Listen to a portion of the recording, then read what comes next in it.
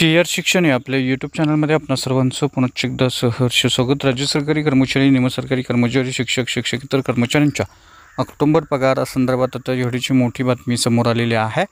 October पगार दिवाळीपूर्वी करण्यासंदर्भात अतिशय महत्त्वपूर्ण एक परिपत्रक निर्गमित झालेलं आहे। काय आहे ते परिपत्रक आणि या परिपत्रकाच्या अनुषंगाने ऑक्टोबर पगारासंदर्भात कोणती ती बातमी आहे या संदर्भातील सविस्तर माहिती देणारा हा व्हिडिओ पाहण्यापूर्वी नेहमीप्रमाणे आपल्या सर्वांना एकच विनंती, व्हिडिओ शेवटपर्यंत पाहा आणि आपण जर आमच्या चॅनलवर नवीन असाल तर चॅनलला जरूर सबस्क्राइब करा, समोरील बेल आयकॉनला सुद्धा क्लिक करा, जेणेकरून महत्त्वपूर्ण शासन निर्णय, कर्मचारी, पेन्शनधारक, कुटुंब निवृत्ती वेतनधारकांच्या विषयीच्या महत्त्वपूर्ण अपडेट्स आपल्याला आपल्या यूट्यूब चॅनलवरती सर्वात अगोदर पाहावयास मिळतील। जसं की आपण स्क्रीनवर पाहताय, राज्य सरकारी कर्मचारी, निमसरकारी कर्मचाऱ्यांचं, शिक्षक, शिक्षकेतर कर्मचाऱ्यांचं वेतन दिवाळीपूर्वी होण्यासाठी ऑक्टोबर पगार पेन्शन संदर्भातला अनुदान निधी जो आहे तो वितरण करण्यासंदर्भातला शासन निर्णय कालच निर्गमित झालेला आहे आणि या पार्श्वभूमीवरती ऑक्टोबर पगार पेन्शन दिवाळीपूर्वी व्हावं आणि शालार्थ प्रणालीमध्ये संच मान्यता प्रणालीशी जोडलेल्या नवीन पे बिल प्रक्रियेमुळे दिवाळीपूर्वी होणाऱ्या वेतनात अडथळे येण्याची शक्यता असल्याने सदर प्रक्रिया दिवाळीपूर्वी पूर्ण दिवाळीनंतर लागू करण्यासंदर्भातलं एक महत्त्वपूर्ण असं पत्र निर्गमित झालेलं आहे।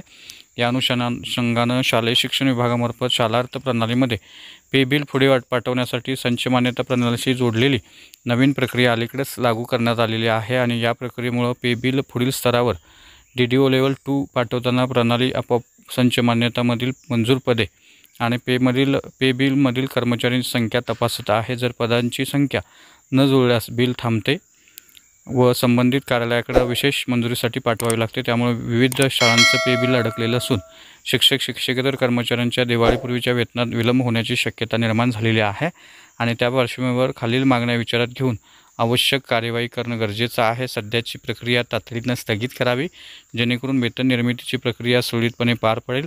दिवाळीपूर्वी सर्व शिक्षक, शिक्षकेतर कर्मचाऱ्यांचं वेतन जुन्या पद्धतीनुसार तत्काळ अदा करण्यात यावं। नवीन प्रक्रिया दिवाळीनंतर लागू करण्यात यावी, जेव्हा सर्व प्रशासकीय अडचणी दूर होऊन संबंधित अधिकाऱ्यांना पुरेसा वेळ व प्रशिक्षण दिलं जाईल।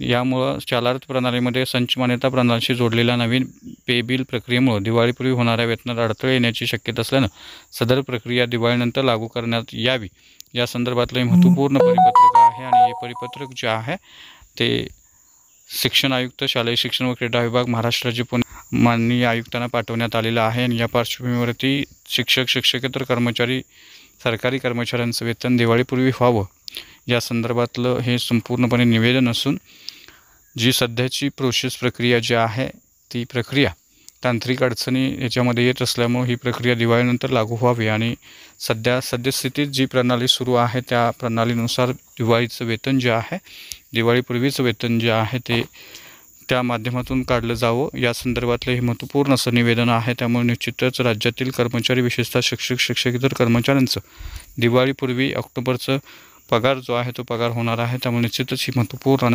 आनंदाची बातमी होती असं आपल्याला म्हणता येईल। तर हा होता अतिशय महत्त्वपूर्ण व्हिडिओ, महत्त्वपूर्ण बातमी। अशाच महत्त्वपूर्ण बातम्यांसाठी, रोजच्या महत्त्वपूर्ण शासन निर्णयासाठी चॅनलला जरूर सबस्क्राईब करा, व्हिडिओ आवडल्यास लाईक करा, शेअर करा। धन्यवाद।